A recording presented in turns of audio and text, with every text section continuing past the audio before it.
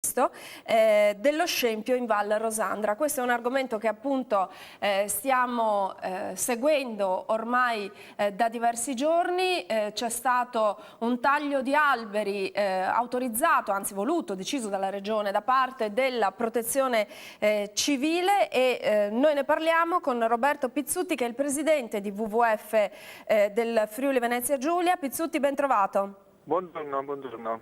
Salve, ben ritrovato. La sento pianissimo, ma adesso sicuramente riuscirò a sentirla meglio. Pronto? Pronto? Eccola qua, adesso ce l'ho anche in studio. Allora, dicevo che da diversi giorni stiamo seguendo questa vicenda, una vicenda anche un po' strana tutto sommato, nel senso che il taglio degli alberi in questa riserva naturale meravigliosa che ha sempre attirato appassionati di trekking e ovviamente appunto in generale della natura è stato deciso nell'ambito della operazione Alvei Puliti e fin qui sicuramente poteva andare tutto bene, nel senso che effettivamente l'alveo doveva essere ripulito per evitare i problemi legati alle piene, è corretto? Ma doveva essere ripulito nel minimo doveva essere così, poi invece però... e qua siamo andati ben oltre, nel senso che poteva essere risparmiata tutta la fascia ripariale che non ha impatto sullo scorrere d'acqua, anzi ha una sua efficacia nel proteggere le scarpate dall'erosione.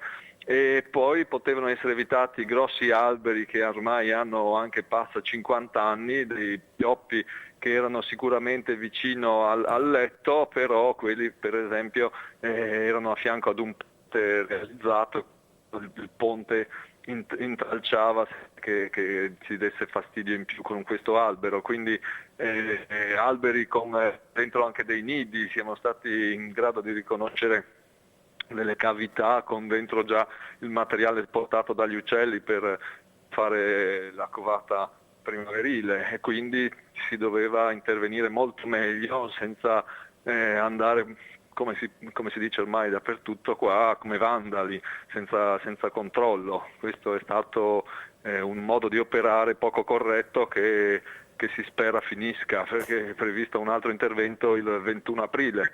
Ecco, però mentre fino a ieri non c'erano notizie, anzi proprio ieri abbiamo letto sul Piccolo di Trieste che la procura locale insomma doveva giustamente, correttamente partire dal presupposto che questa operazione fosse stata svolta lecitamente e soprattutto non avevano nulla sul tavolo su cui lavorare. Adesso invece c'è la notizia di un fascicolo aperto dal procuratore capo dopo l'esposto denuncia firmato dal presidente nazionale appunto del WWF. Tra l'altro su YouTube, nei vari siti c'è veramente una pioggia di proteste, video come quello che stiamo vedendo che testimoniano questa strage. Ci sono stati momenti, testimonianze importanti come per esempio quella di Mauro Corona. Mi pare che ci sia molto movimento di fronte a questo episodio, vero? Certamente, purtroppo devo dire che non è il primo caso e altri casi sono passati con minore attenzione, ma sono stati tutti conseguenza di una operatività a filo unico, a senso unico, nel senso che assieme al giusto impegno per proteggere dalle alluvioni bisogna anche vedere che cosa si causa, quindi ci devono essere dei forestali, ci devono essere dei naturalisti, tanto più in un'area protetta come la riserva naturale della Val Rosandra, oltre che è anche un sito di importanza comunitaria e una zona di protezione speciale per gli uccelli. Quindi almeno in questi casi ci voleva una partecipazione di persone preparate, cosa che non c'è stata. È stato affidato a gente estranea, volontari che in buona fede hanno fatto un lavoro in generale meritevole, ma nel dettaglio a causa di una cattiva informazione, una cattiva gestione dall'alto hanno fatto questo danno. E quindi dicevo che ci sono stati altri casi, per esempio nel 2009 è stato fatto un intervento di ripulizia che fino a un certo punto poteva essere compatibile di un bosco litoraneo nella zona di Grado, dove sì, nidificavano garzette, nidificava la sgarza ciuffetto, quindi specie rarissime con solo uno o due altri siti dove nidificano normalmente questi uccelli. Ebbene, non è stato tenuto conto delle nostre osservazioni precedenti l'intervento, si era detto intervenite ma lasciate su quel gruppo di alberi, ripulite attorno ma lasciate una fascia di 20 metri che mantenga la sua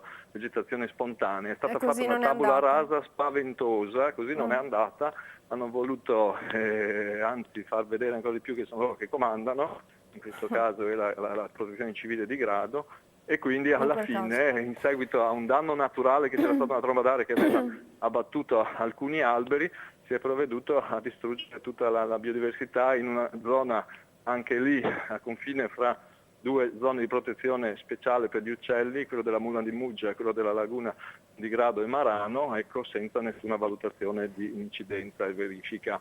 Ecco, allora noi continueremo a seguire questa vicenda, naturalmente per dovere di cronaca diciamo che l'assessore regionale che ha sovrinteso questa operazione dice che è stato fatto tutto in maniera lecita e ovviamente questa è la presunzione che noi dobbiamo avere in questo momento, però ripeto, registriamo anche la vostra posizione e staremo a vedere come andrà il seguito di questa vicenda, sempre comunque con nel cuore il dispiacere per quest'ambito naturale che è stato toccato in maniera così devastante. Posso dire un'ultima cosa o siete stretti con i tempi? Siamo strettissimi, ma me la dica, ce la dica lo stesso. La vegetazione dall'alto degli argini dei fiumi è da considerare negativa in certe situazioni, presso dei ponti vicino ad abitati, altrimenti in zone aperte, che io qua per il Friuli Venezia Giulia posso dire il 90% del letto del torrente Meduna, del Cellina a monte di Pordenone, il tagliamento a monte di Latisana, a monte di una decina di chilometri da Latisana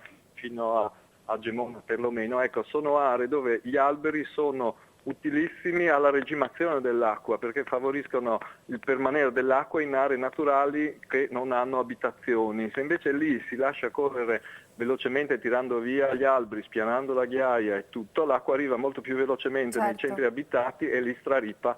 E invece ecco, sì, e magari si ottiene infatti il risultato contrario. A Latisana sosteniamo l'intervento di cespugliamento sulla sponda orientale, sulla sponda veneta, diciamo, a San Michele. Quella è un'operazione che sosteniamo perché lì c'è proprio il centro abitato. Ci lasciamo molto velocemente che abbiamo sforato sulla pubblicità, saremo più corti tra poco, ma ci risentiamo per tutte queste cose che ha da raccontarci, va bene? Grazie ancora. Grazie a lei. Immediatamente la fascia pubblicitaria.